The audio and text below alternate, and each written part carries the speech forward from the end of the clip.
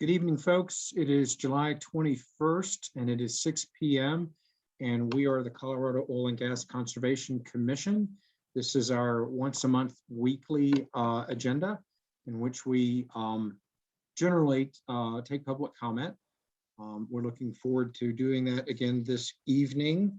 We will start as folks are starting to roll into our meeting. We'll start with the roll call.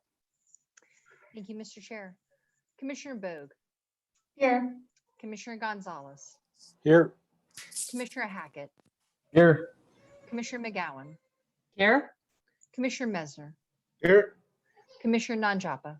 Here. Commissioner Robbins. Here. Mr. Chair, you have 7 out of 7 commissioners present. Great. Okay. I'm seeing that folks are sort of slowly rolling in. We only have a couple that would have been people that have signed up.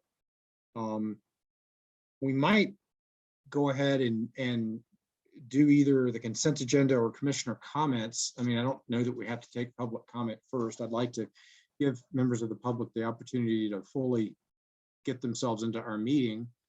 Or is anybody opposed to possibly taking up consent first? Seeing none, does anybody have questions? We have 7 matters before us on consent agenda. Commissioner Nanjapa. Thank you, Mr. Chair. Sorry, I thought I saw Director Murphy's hand, so I just want to make sure if, okay, maybe not. On one of the items from Great Western, I'm just pulling up the numbers so I can tell you. It was the second in the list, at least as it appeared in the portfolio. There was a couple of paragraphs, 25 and 26, where it referenced some shut-in or abandoned wells that were within the application land. This is one of the spacing applications. And so I was just curious if we had additional information about whether or not those were active, and if they were, are they fully closed, or are they, the way the wording is in the order, it suggests that, you know, some of them maybe just temporarily shut in or temporarily abandoned. And so I wanted to just better understand kind of both the purpose of noting that is that because that relates to the subsurface spacing, and we just need to know that it's there, or is there something more there, and is there, you know, I'm also just kind of concerned about having, you know, the application for spacing for, you know, potentially new locations if those locations are idling and we don't really know what the status is. So let me find the number. Sorry, guys. Yeah, actually, I've got it up before me too. I think it was, scroll back up to the top, 2104-00041. Yes. And it was paragraphs, I think like 24, 25, 26. I had noted that as well and wondered why they're calling it out if they're not like doing something with it. Hearings Manager Larson, do you want to speak to that, or do you want to bring, I see that Hearings Officer Thomas is with us as well. He is. I do not believe that these are actually Mr. Thomas's consent agenda matters. They're Mr. Peskin's. We do have counsel to Great Western in the meeting, Kelsey Wazelinski, and we could bring Ms. Wazelinski in to address this matter as well, if you'd like. Why don't we do that? Okay. And folks, as we're doing this, just we have taken up consent first because many of the people who had signed up were not in the meeting yet. So we're just trying to take advantage of the time and give people a chance to be with us. So Ms. Wazelinski, good evening. Good evening. Did you hear the question and do you want to speak to it? I did, and thank you for that. I will able to give a general comment. I think if we need specifics about this, you know, what the specific plans are for those wells, I may just need a little bit more time to look into that. But the rules do require that applications for spacing include any shut-in or TA producing well to be listed within the application.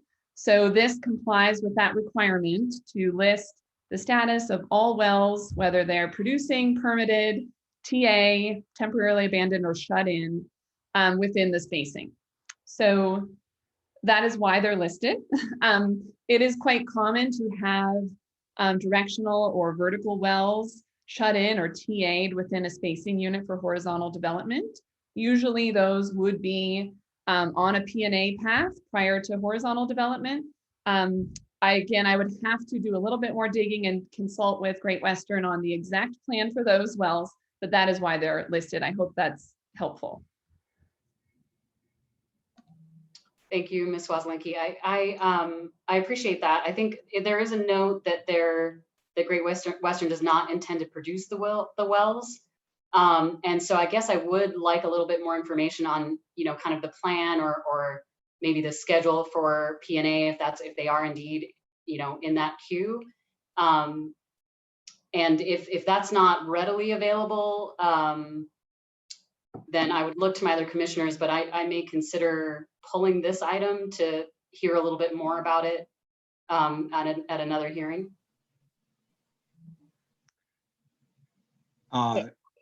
Question for hearings manager Larson.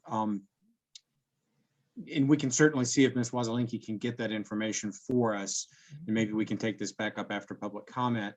But my question is, if the rules require the identification of P&A wells within a drilling and spacing unit, do the rules require, with all due respect, Commissioner Nanjaba, but does the operator have to explain what they're going to do with the wells that have been identified within a DSU proposed order? Or I just don't know the answer to that question. It does depend upon the operator, to the degree of specificity that they'll include in their application and testimony as to the plan for any temporarily abandoned well or shut-in well. One of the reasons our rules require noting what existing wells are there and in what state they're in, shut in, temporarily abandoned, or plugged. And so the permitting staff, engineering staff, and hearing staff can make an evaluation of the proposed activities in that spacing unit, and to ensure that the proposed activities are not going to conflict with or in any way be impaired by existing wells. So in the course of the permitting staff and engineering staff's review of the application, they did not have concerns with the existence of these existing wells in the proposed DSU, and were comfortable proceeding, having this spacing application proceed to commission vote.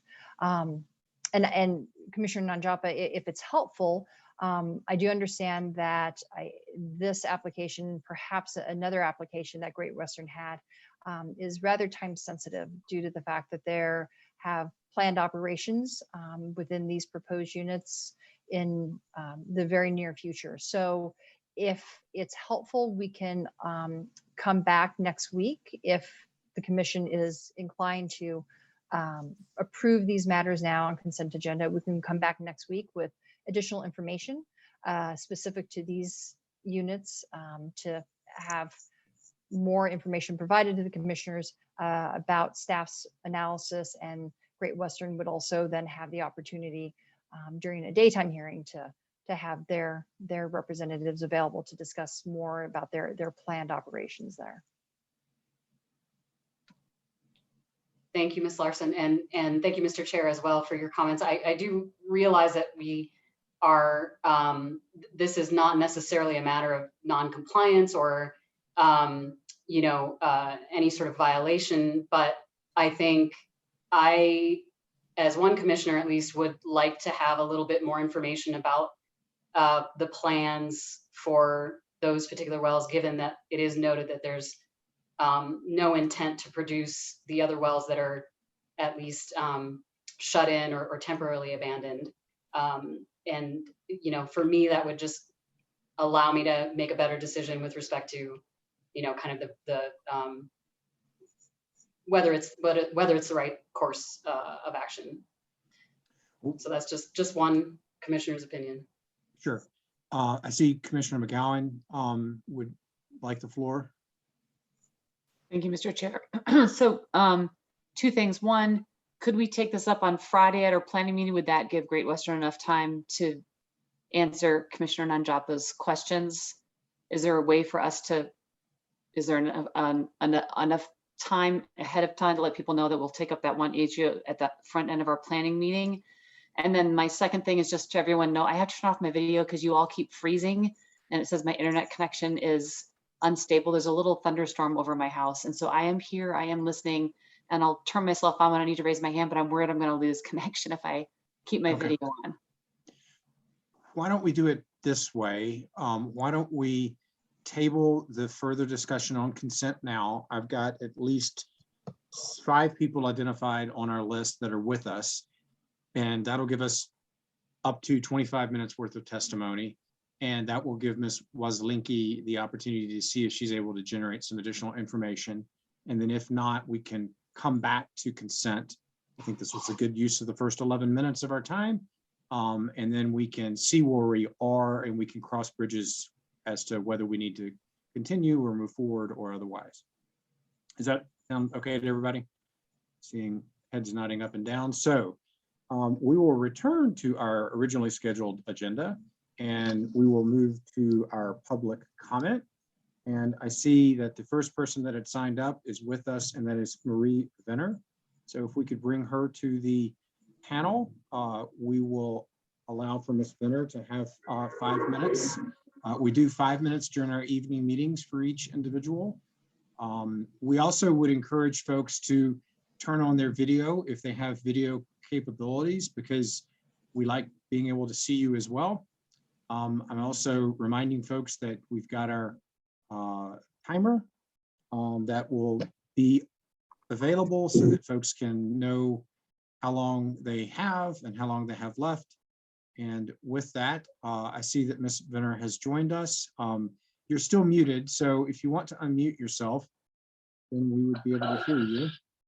That'll be helpful, I guess. Okay, the timer's off to the side while I'm reading, but this should be under, I hope.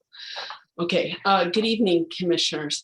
I have high hopes and I'm trusting you to release a greatly revised draft of the financial assurances rules with this delay, one that no longer imposes liability in the range of, we figure, 7 to 9 billion on the people of Colorado. As you know, this transfer is a tax of sorts and should be put to a vote of the people under Tabor. You can simply and elegantly resolve some of your challenges. Your initial proposal would put it on you to assess the financial fitness of companies.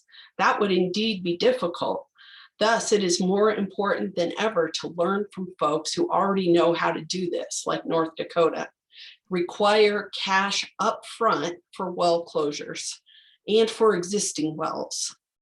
Go back and get the full amount. North Dakota has been requiring $170,000 per well for some time. Maybe the amount depends on the type of well or the basin, but this needs to be imposed for all existing and future wells right away. The whole state is at risk right now, and it sounds like records and enforcement are in shambles. The industry has been managing you and perception, and a chasm has formed. So clearly, full coverage bonding is needed for all wells, no blanket bonding. The bond should be on the high side. This is a small cost for the drillers. If they can't cover it, they should definitely not be in business and putting the state at risk for their costs. The job here, your job, is to protect public health and safety, protect the public from these costs, and get,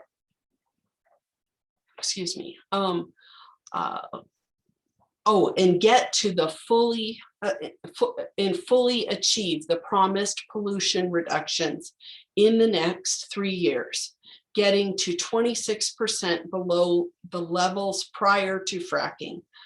That's a lot of methane to eliminate, and there's no time to waste.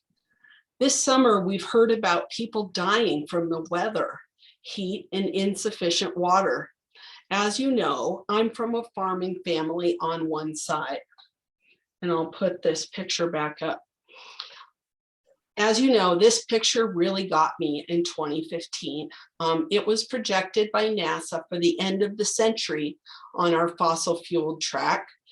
And Colorado is in the bullseye of a predicted 30+ year drought and soil moisture loss desertification in the West. Last year, they said there were signs of it arriving already. And our federal government learned 50 to 60 years ago that this climate change was a giant life-threatening problem. And in 1968, the American Petroleum Institute completed a review of all of the literature, over 200 pieces of literature at that point, and concurred. So there was agreement.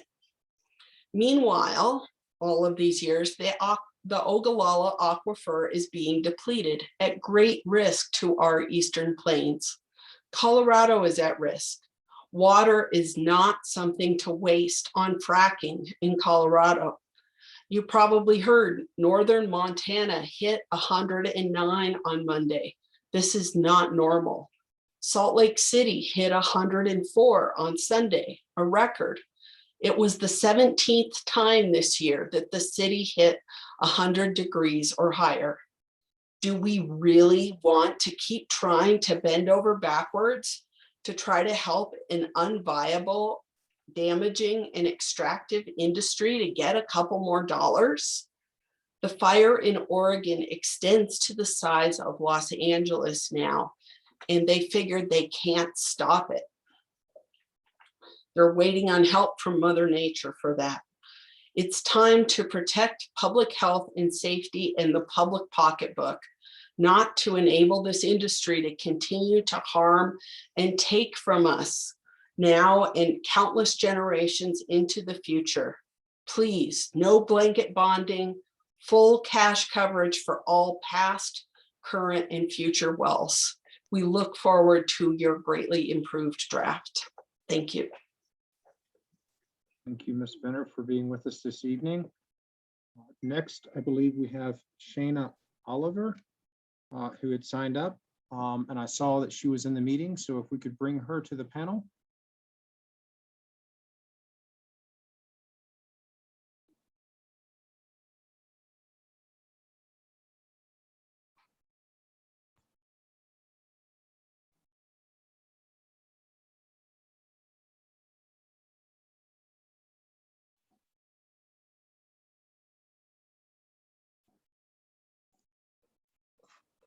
Hello?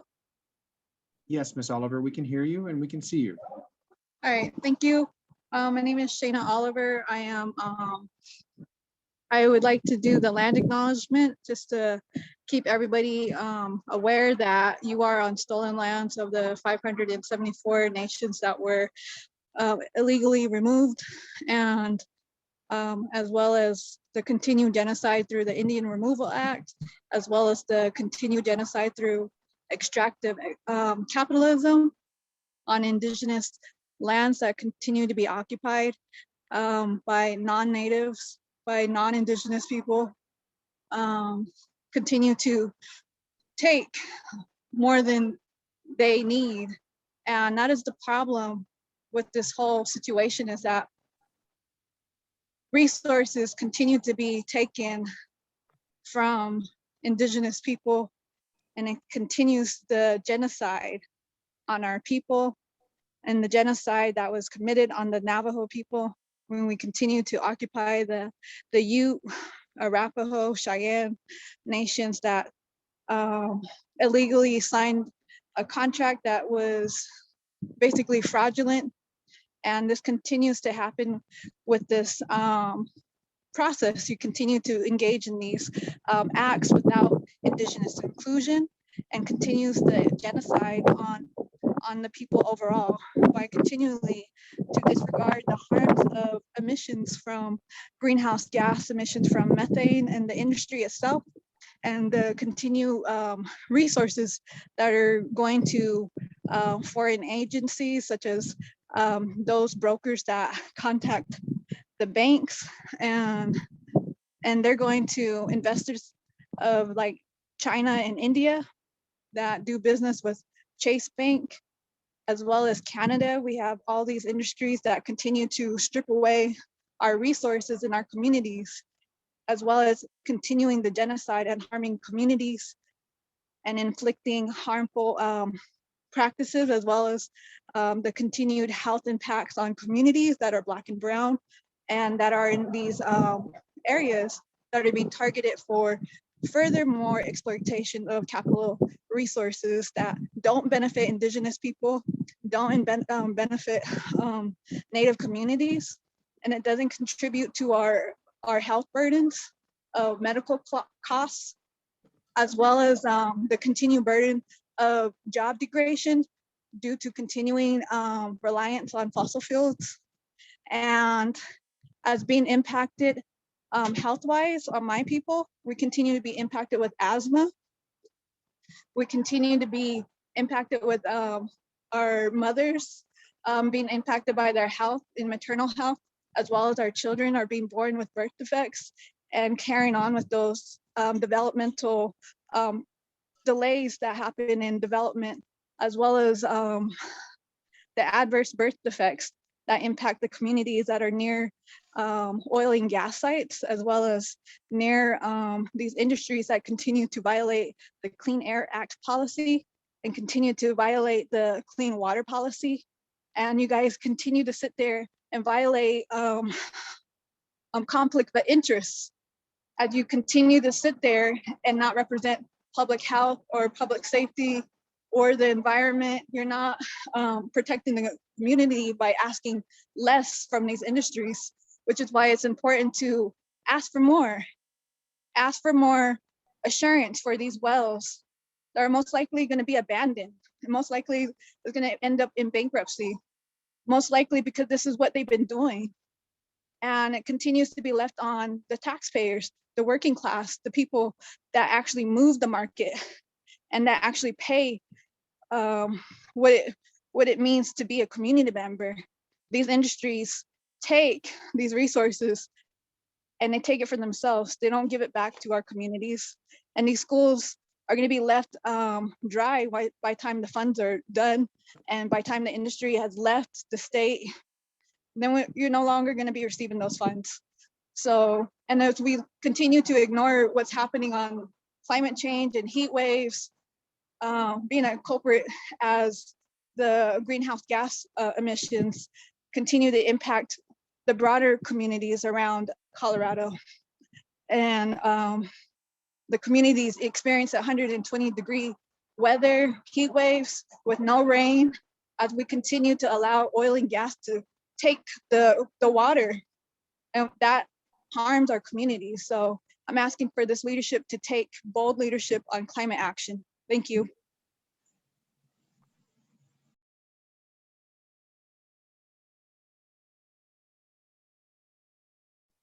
Having difficulty unmuting myself. Thank you, Ms. Oliver, for testifying to us this evening. I believe that next we had Edward Ingvey. And I see there was an Ed in the house. I'm wondering if that was perhaps Mr. Ingvey.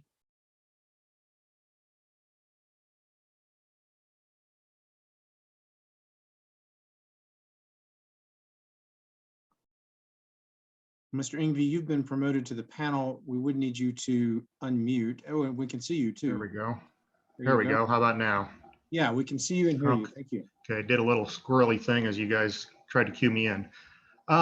Yes, my name is Ed Ingvey. I am owner operator of Renegade Oil and Gas Company. I've been operating in Colorado for almost 35 years now, predominantly in the kind of the fringy parts of the DJ Basin, Adams, Arapahoe, Elbert County, a little bit of Washington County and such, and have had upwards of almost 200 wells.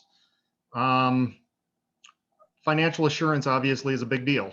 I know the concern appears to be orphaned wells, and I guess tonight, like I said, I'm not very happy, but I'd like to discuss with you the two biggest sources of orphan wells in this state. The first source is Anadarko Petroleum and thereby Oxy. They had shut down the Third Creek system out in my particular area overnight, which resulted in 400 to 700 wells losing any aspects of gas sales. I've tried to bring this to the commission's attention and have only gotten very minor attention from anybody about it. What they did is completely unprecedented. Nowhere nationally has a shutdown of this nature ever occurred. I believe that the commission should have stepped in and at least tried to facilitate with the parties getting together and try to find a solution. But it seemed like they had no desire to go that direction. They claimed it was because of safety. They pulled the safety card. They used Firestone as their excuse. But now let's look how they benefit. They get all their leases back. That area out there is almost 100, every other section is controlled by Anadarko, so they basically have effective control of the whole area. Very, disingenuous to try to say, oh, we can't do anything about it. They even get to put a commissioner on the Oil and Gas Commission. For the life of me, I cannot understand how that results with, they're the ones who, Anadarko did Firestone, and yet they were allowed to do that. They also are getting you guys to eliminate small operators and getting a competitive advantage to themselves through these rulemakings. Also, another little tidbit is they're getting ready to do it again. There's another significant aspect of a system out there that they are in the stages of getting ready to abandon, and it's going to happen, and it's going to even leave a whole bunch more wells stranded and out of luck. The second source is you guys. This regulation is going to wipe out small operators, and this financial assurance is the crux of that. The mission change was bad enough. We all tried to figure out, okay, can we live with this? Maybe, maybe not. I don't know. Let's try it. But you guys knew all along you were going to pull out this financial assurance and destroy us. Very disingenuous. I don't know why we went through the last year when you knew this was going to just crush a lot of the small parties in here. There used to be an active market for these legacy wells, but with new rules and regulations and requirements, that's gone, largely due to your guys' actions as the commission. Let's take PetroShare for an example. That seems to be the hot topic these days. I myself would have been extremely interested in probably taking over a lot of those wells, if not all of them. But right now, there's no way. If you guys aren't careful, there's thousands of wells heading your way to the state. And you'll have nobody to blame but yourselves. But maybe this was the plan all along. Obviously, there's a whole community and a political party who wants to eliminate our industry, and in particular, the smaller producing legacy wells. I myself personally have overheard past commissioners and present commissioners discussing how the problem with this state is the smaller operators, the lower producing wells, and how to get rid of them. If I'm wrong, show me otherwise. Let's look at the financial assurance. I challenge you to read SB 181 and the mandate affiliated with the financial assurance language in that bill. Every word I want you to read, every punctuation mark. Look at the proposed rules and what came out of that, or what was recently proposed. Now, I realize they're going to be withdrawn, but I'm guessing they're going to be refiled very similarly. Those proposed rules are leaps and bounds beyond what your mandate was in Senate Bill 181. Once again, I just challenge it. Go read it. A lot of it was only applicable to new wells. There wasn't there was going to be grandfathering for old wells. There was some transfer language in there, but it certainly wasn't necessarily going to blanketly be applied to all legacy well situations. So I just, I don't know, you're walking on dangerous ground with coming to orphaned wells and what these rules and regulations and the impacts of that will be. Thank you for your time tonight. Thank you, Mr. Ingve. Appreciate your comments. I would encourage you to file for party status if you have not already done so, and financial assurances.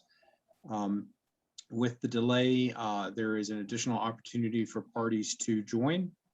I have, but as a very small operator, obviously it's very difficult to try to monitor everything when you're dealing with a two-man shop and trying to prepare for something of that nature too. So it's not easy, but I will definitely try to pursue that.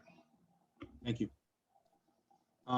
Now I believe we will turn to public participant, Mr. Weston Wilson, who has signed up.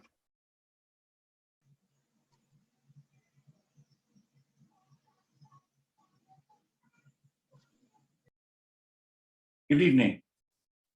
Can you hear me, Chairman? Yes, we can. Okay, I can't see my face. Well, good evening once again. That was a fascinating presentation by a small owner. And certainly one that puts you with some dilemma. You protect us, the taxpayers, or you're going to try to make it easy on these small operators. These small operators have no room to assert that they can't be held responsible for the liabilities they've signed up for. They've signed up to manage and eventually plug and abandon these wells properly. Let's put their money where their mouth is. But I want you to focus on what type of wells will become orphaned. Several years ago, I talked to one of the members of the commission staff. They had found a well just in a field in Boulder County following the Great Flood of 2013. It was an old, dated, early 20th century well, rusted wellhead, vertical, and the plugging cost was a mere $10,000. In contrast, some well closures today have been around $80,000, and I think it was Director Murphy that said at one time that could be as high as $250,000. Director Murphy's here. Maybe she can reinform us. What is the highest cost the state is aware of for closing and plugging in and properly reclaiming a currently existing well or a modern well? You know, what if that well is long horizontal? Perhaps it had a failed MIT test or a history of spills reaching groundwater, like the now plugged and well near Windsor, which has been shown to have PFAS in groundwater. The source of the PFAS there is likely a past firefighting accident, but it could be, as we learned last week, from PFAS in EPA-approved fracking fluids. But it's certainly not clear that PFAS was containing fracking fluids have in fact been used in Colorado. Future testing will determine that. But that set of orphan wells will not be simple vertical well bores and not have benign soil conditions from 100 years of natural remediation. The commission, as you know, we talked about this before, you're fully aware you've had a very difficult time recovering bonds, getting only $325,000 from PetroShare last May to close some now 55 wells. PetroShare orphaned those wells so that you, the commission, have become the orphanage. You're charged with managing those 55 non-paying customers. So the state needs to set a high cash bond equal to what the future set of wells will require. Cash bonds will allow you to obtain money necessary to plug and reclaim those orphans without making Colorado an even bigger orphanage.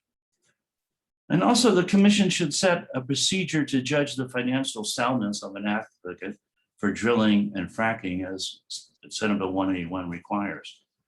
No government can authorize actions that can leave a lingering liability without assessing that company's capability to meet the contractual obligations, in this case of plugging and abandonment. Boulder County has adopted financial assurance rules. Study them. By financial assurance analysis, that should mean an examination of the company's annual profit and loss statements as reported to the Securities and Exchange Commission.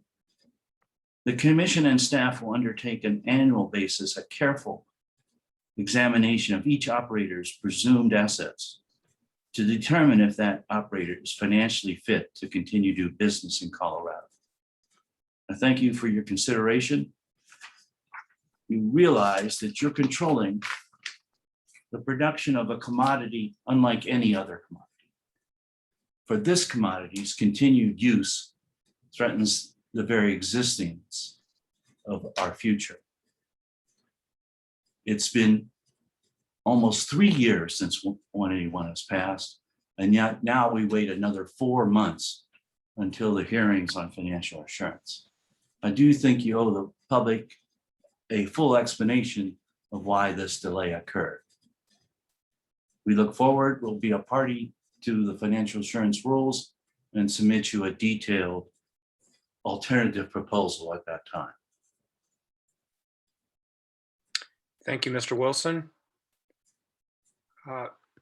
Ms. Larson, I had to switch computers and I no longer can get to the participant list. Can you call upon the next person that's available? Yes, we have signed up next, Ms. Kate Merlin. Unfortunately, I don't see her in the meeting. Ms. Merlin, if you are here and could raise your hand, we will get you in. We can move next to Harmony Cummings, and we'll bring Ms. Cummings in.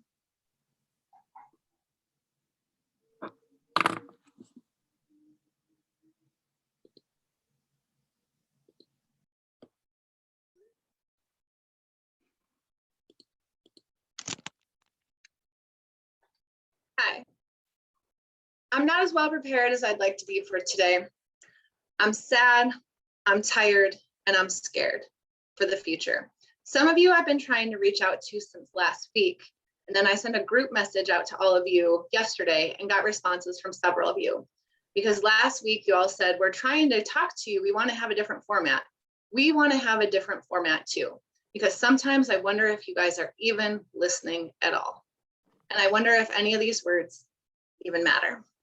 When I listen to the different comments from the small producers and other folks, I think about my time in the industry when it was my job to calculate profits and all the accounting games that get played to get out of paying taxes, to get out of paying fines, to get out of paying penalties, bankruptcies, just to merge into a new company, cut jobs in the fields, and make even more profits for a select few on top. This greed, this capitalism, these shady games are destroying our world, and we are all pawns being played in them.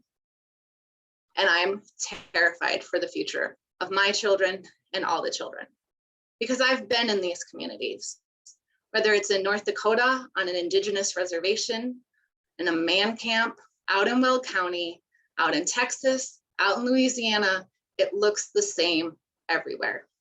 It is the poor, it is the Black, it is the brown, it is the indigenous, and they are suffering the most effects. This weekend, some of us activists got together and we created an eco fiesta in the shadow of the Suncor refinery to bring a day of joy and hope and healing and information around the Suncor refinery's settlement, in which we're starting to get community air monitoring. This is a victory, and this is also a loss. The whole settlement and all. I have been on the private planes at Suncor. I've been given massage at the Four Seasons, Dallas, pools that are disgusting and full of drugs and drunks and debauchery and all sorts of shit. I am so tired that this is the behavior that is rewarded and we continue to breed. It is sad because in the meantime, now I walk in the door and knock door to door in trailer parks in these communities. Hola, me llamo Armonía. Mañana fiesta de Madre Tierra en el Parque. See, and I talk to these people. Do you go in these communities? Do you talk to these people? Do you go to gas plants? Do you go to fracking sites? Do you go to the refinery? Do you see it? Do you smell it? Do you feel it? Would you want to live there? Would you want your grandma to live there? Would you want to raise your children there? Because I invite you all to come out with me. And then you can look me in the eye and tell me if this is where you would want to be and the future that you want for our world. There are so many people making so much money, and it is so sad. And it happens over and over and over again. I beg, I plead to you, to your humanity, to your conscience, and as a mother who is terrified. Our world is burning down. It is hotter than it has ever been. Maybe you sit in your AC house. Maybe you water your lawn with water. One day I'm going to be shocked that we flush water down the toilet, because that day is coming sooner than we know. And we are doing this to ourselves, and you are allowing this to happen. And yeah, Ed, I think that was Ed about the small producers. You guys are definitely playing a game that is cutting the smaller guys out and allowing the bigger guys to happen. But they're all doing terrible. When they say they're doing good, and you guys are like, oh yeah, again, I go back to that gas video about plugging the well, in which we said, oh yeah, we plugged this well 5 years ago. So we're back doing it again because we didn't do a good enough job. How do you know what a good job is? It's because they told you so? Well, let's look at Suncor as well. Like they tell you they're doing a good job and they're self-monitoring. And they have done harm in every kind of way over and over and over again. And when we finally give them a little slap on the wrist, which a $9 million settlement, and they're making over $700 million a year in profits, just profits, not revenue. And then you give that half that money back to them to do improvements, is the biggest slap in the face. And the people who won that money and those awards, you make them collect it from Suncor instead of Colorado Department of Health doing that. What is all your jobs? Whistleblowers? Oh, geez, I don't even know where to start. But I'm looking at you and I'm begging you and I am pleading with you to please, please, please help this planet before it's too late.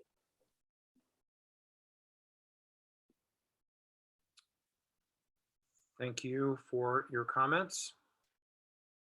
Ms. Larson, who do we have next?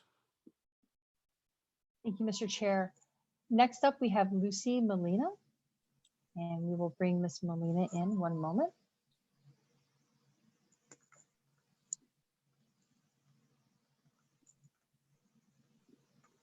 Forgive me, I thought I had seen Ms. Molina in the meeting. I don't see her currently. Let us move on to, we have Lisa who has signed up, and we'll keep looking for Ms. Molina and Ms. Merlin as well. I don't see Lisa signed up, or forgive me, I don't see Lisa in the meeting at the moment. We do have J.D. Roybal. Let me see if Mr. Roybal's on his phone. Don't see Mr. Roybal in the meeting, nor do I see his telephone number in here. Let's see, we have Guillermo Cerna signed up. Mr. Cerna is not in the meeting at the moment either. We do have next up Tess Dougherty, and I'll bring Miss Dougherty in, and we'll continue to look for the other members of the public who signed up whose names I have called out.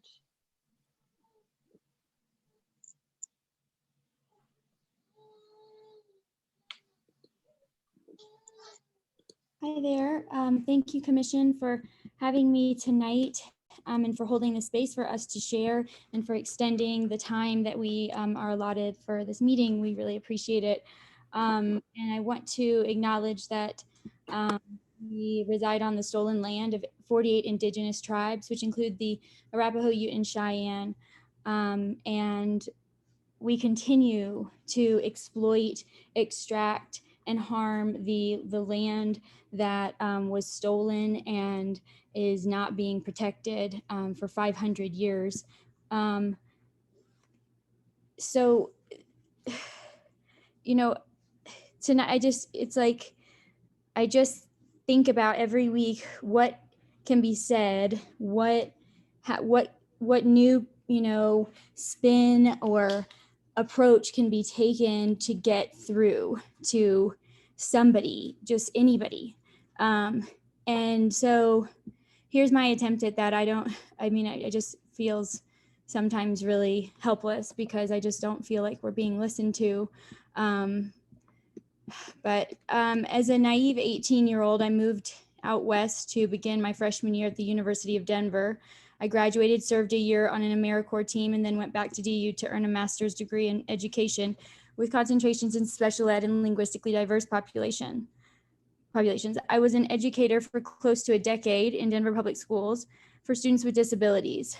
It makes hearing the stories about the kids with nosebleeds and asthma and migraines all the more difficult to hear. Kids can't learn when they're in a constant state of survival. Education cannot be the great equalizer when they are sick. And speaking of educators, there is a teacher by the name of Jane Elliott, who I really admire and respect for her work in classrooms and communities across the country, where she spent much of her career exploring topics that many of us may find difficult. These issues can be hard to address, topics that we want to avoid at times, but it is our responsibility to address the environmental racism and to address the systemic inequity that exists in this country and that is killing people, literally. She would begin one of her lessons by saying to the class, "I want every white person in this room who would be happy to be treated as this society in general treats our citizens, our Black citizens, our Indigenous citizens. If you, as a white person, would be happy to receive the same treatment that our Black citizens do in this society, please stand." The room remains seated. "You didn't understand the directions," she says. "If you white folks want to be treated the way Black people are in this society, stand." She looks around the room. "Nobody's standing here," she says before going on. "That says very plainly that you know what's happening. You know you don't want it for you.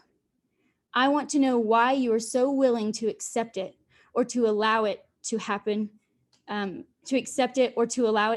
for others." She leaves her students with the question, what does that say?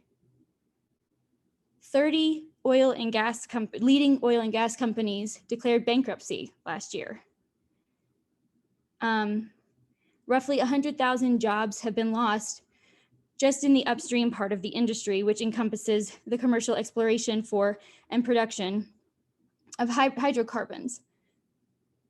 This industry, we have to be willing to evolve and to change. We cannot continue to uphold the status quo because we already know that we wouldn't accept it or take it or switch places.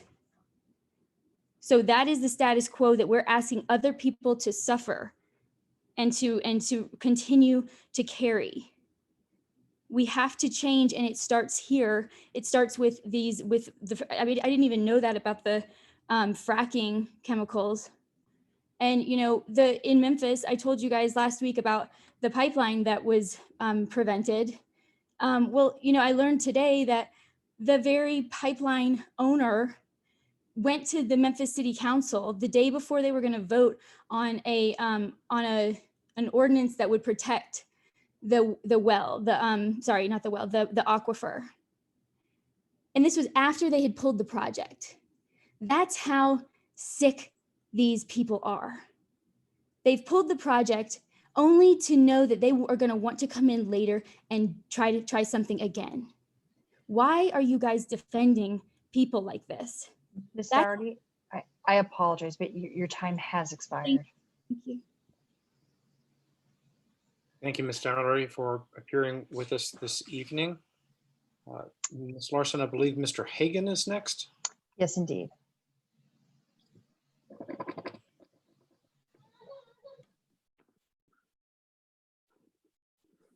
Hi, good evening. Would you mind skipping me and coming back after the next person? We can try. The next person is Steve Douglas.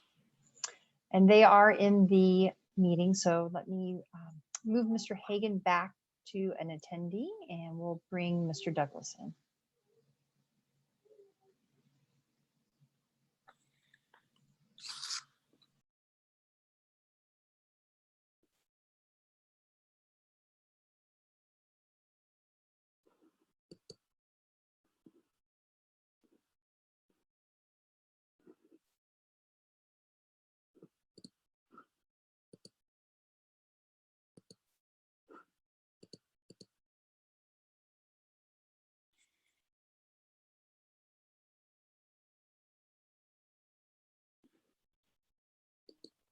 Hello, can you hear me?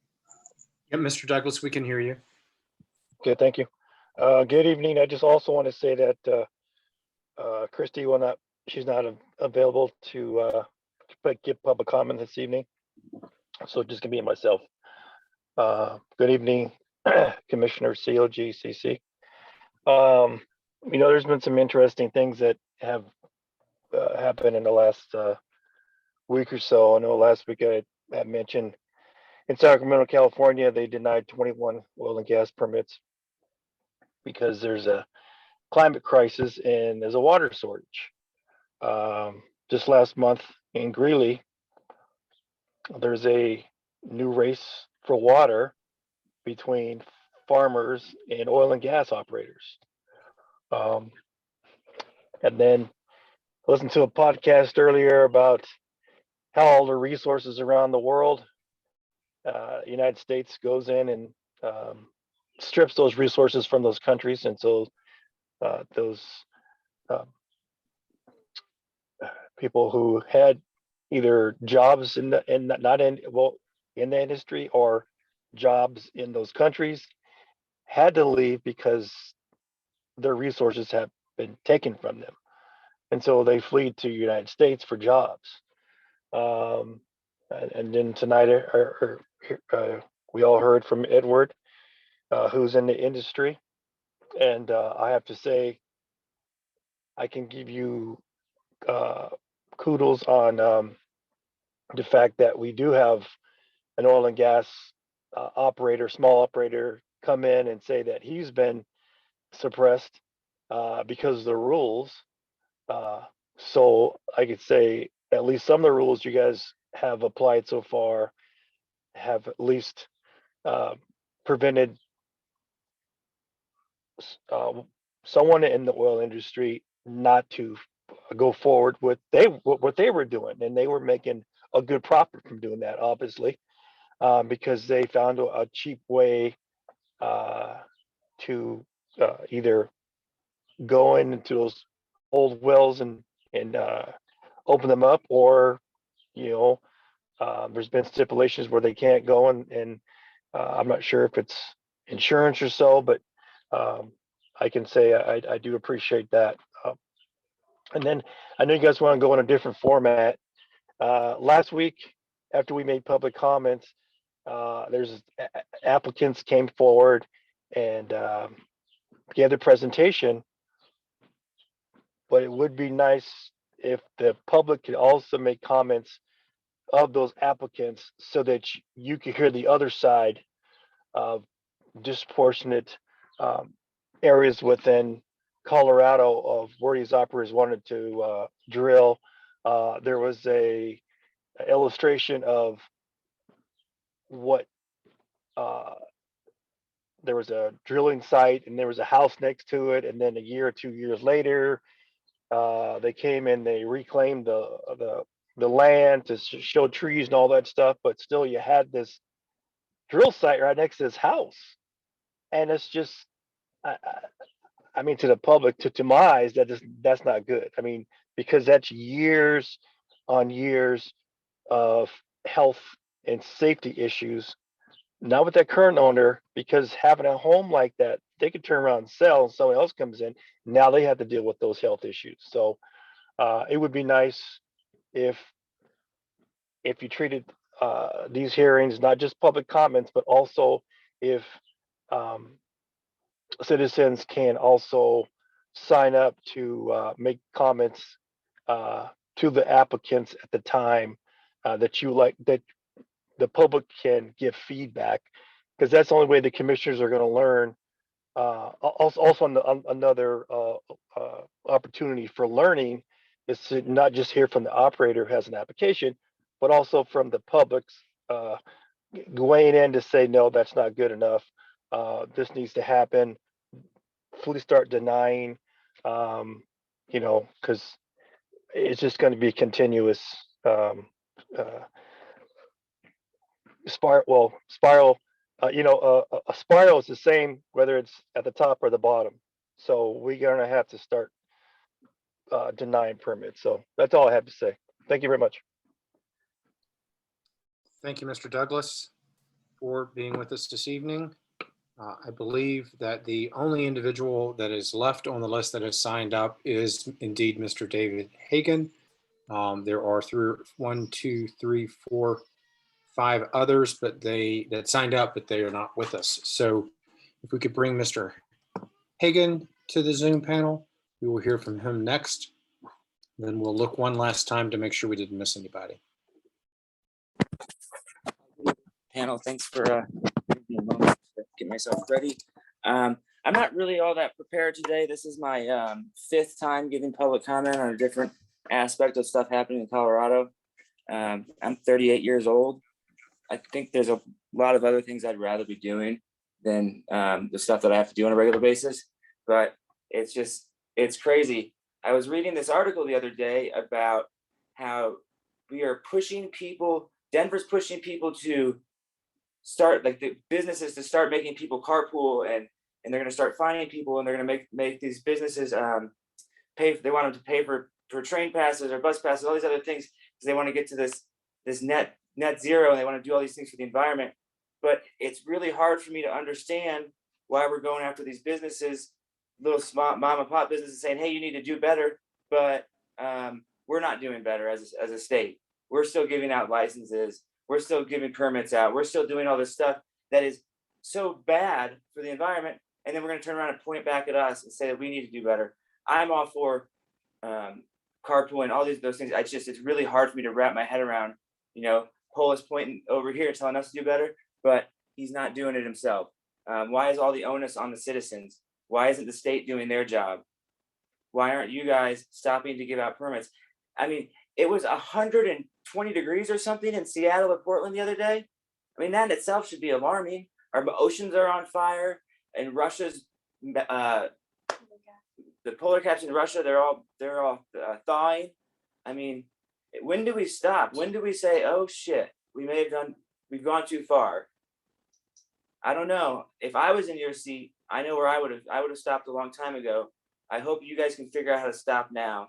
I don't know what it is that's pushing you and driving you to make the decisions that you make, but life's not about making easy choices. Life's about making the right choices. And sometimes the right choice is very difficult to make because of pressures and whatever is going on, but the right choice still needs to be made. We still have to do the right thing. I hope you guys can find it within yourselves to do the right thing and stop what you're doing and just, we have to move on. We have to do something else, because what's going on now doesn't work. And I'm sorry for all the people that are going to lose their jobs, but guess what? There'll be other jobs that come up in renewables. The highest paying jobs right now, and the most jobs that are coming out these days are renewable jobs. We're not getting more oil and gas. So we need to be moving folks into something else. We got to move into something else. You guys can do right by Colorado. By doing right by Colorado, you're doing right by the neighboring states and the country in itself. So please do the right thing. Thank you, Mr. Hagan. Ms. Larson, I don't see the remaining 5 people who signed up in the House. Do you see any of them?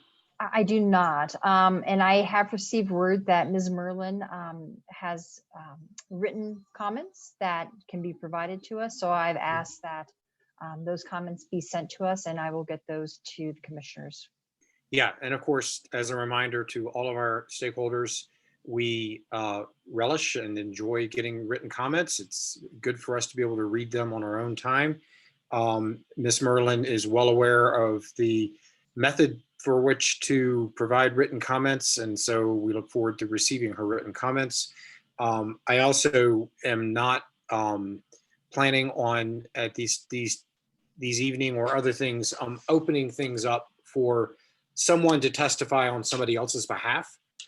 We have ample opportunities for the public to participate with us each month, and so and Ms. Merlin knows that, and we hear from her often, and her comments are appreciated. So speaking of written comments, I did want to note for the record that we did receive written comments from Janice Brown. All commissioners have read those comments before the hearing this evening, and we thank Ms. Brown for taking advantage of the written comment approach to providing us perspective. So with that, we will close public comment. We thank everyone for being with us, and we appreciate listening to folks on these important issues. And with that, we will then return to consent agenda consideration. Ms. Larson, I would ask you, do you have any update on a couple of points? One, did Ms.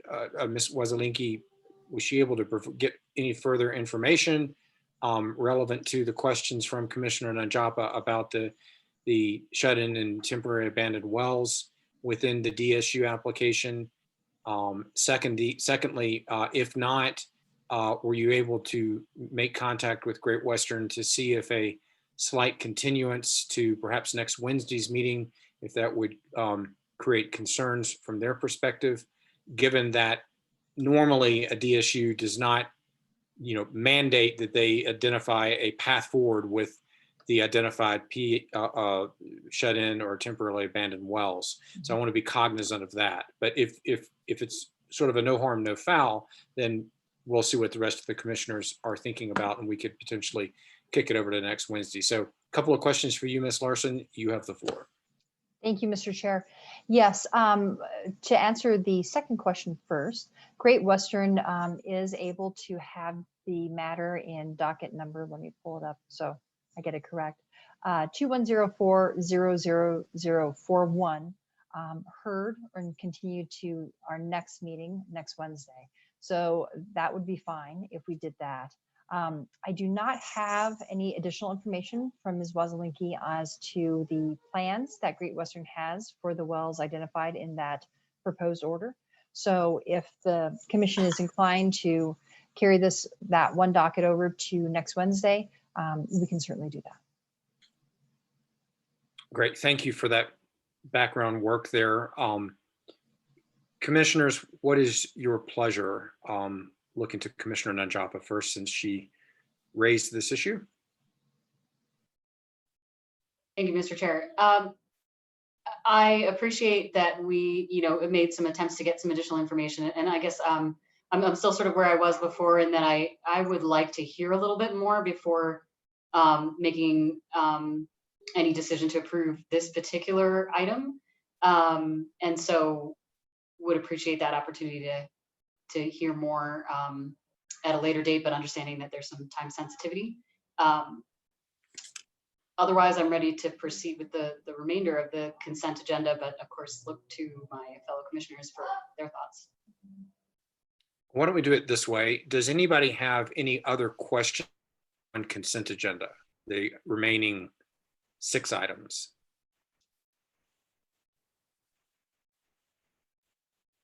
All right, I'm seeing no further questions.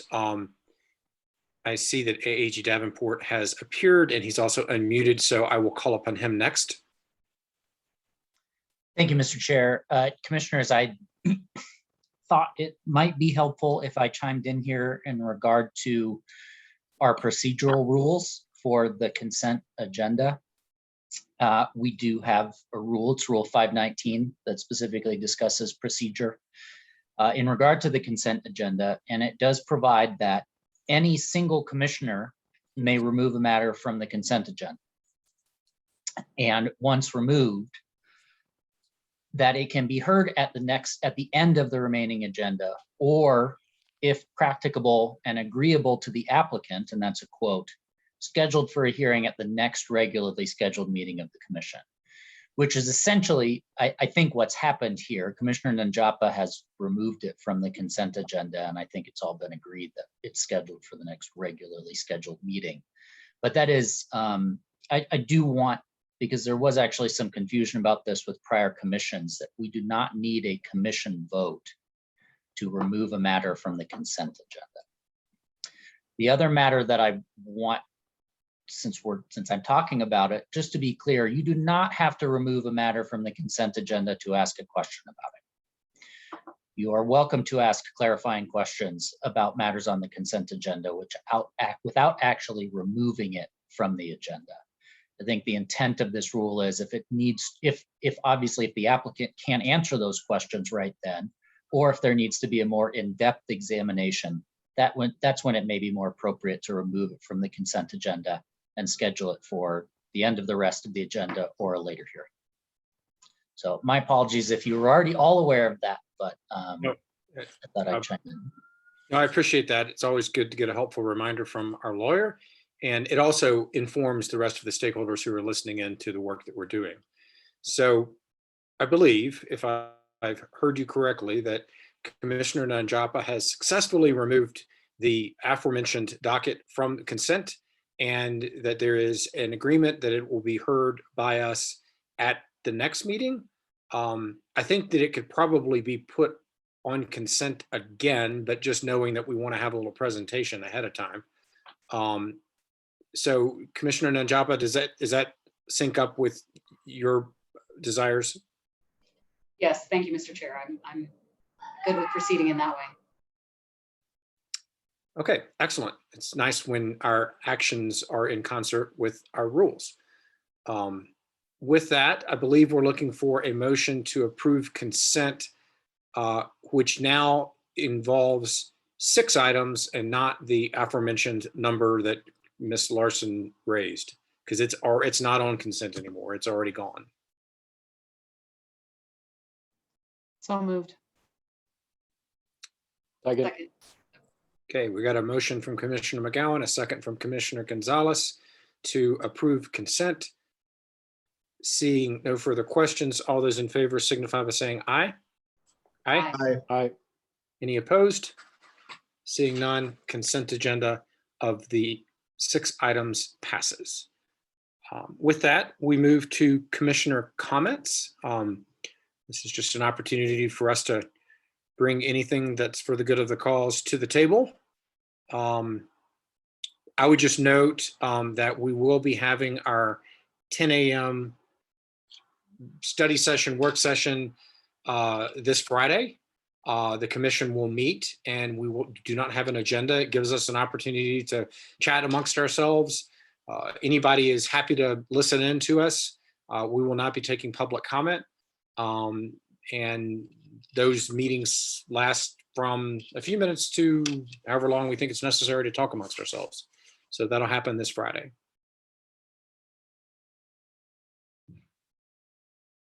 Commissioner Nanjapa?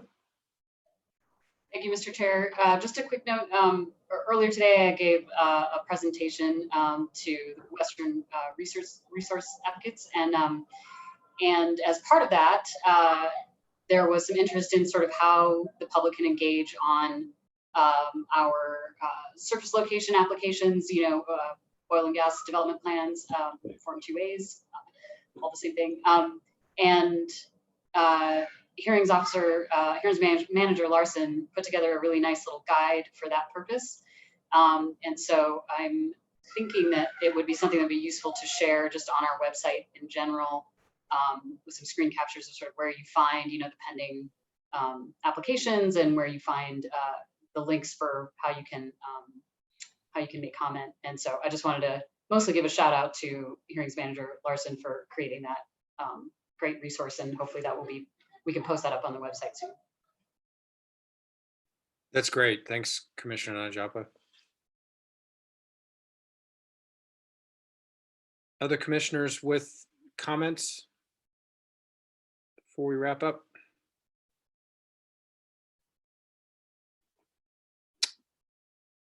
All right, I'm not seeing commissioners with comments. Would let Ms. Dowdery know, who's been chatty today. Thank you. We will attempt to gather the links and make sure that we get those so that at a quiet future time, we're able to look at the information you're forwarding to us. I would also note that it's pretty easy to email the commissioners. Our emails are online and at our website. And if you ever wanted to get us a link to something that you think is important for us to read, feel free to just email it to us. You don't need to do it in the chat. But we will gather the links that you have forwarded to us, and we will get all that information. So thank you for that. Ms. Dowdery, we will reach out to you individually and get you, show you where on the website you can find our emails. Okay, with that, I think we're looking for a motion to adjourn. So moved. Second. I have a motion from Commissioner Nanjapa, a second from Commissioner Gonzalez. I doubt there's additional questions or comments about this, so we'll take the vote. Everybody in favor of adjourning signify by saying aye. Aye.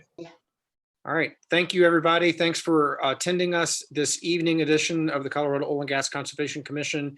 We do appreciate all the public comment, the written comment, the information, and we will see those of you who are so willing to listen to us on Friday. Otherwise, our next meeting is next Wednesday at 9 a.m.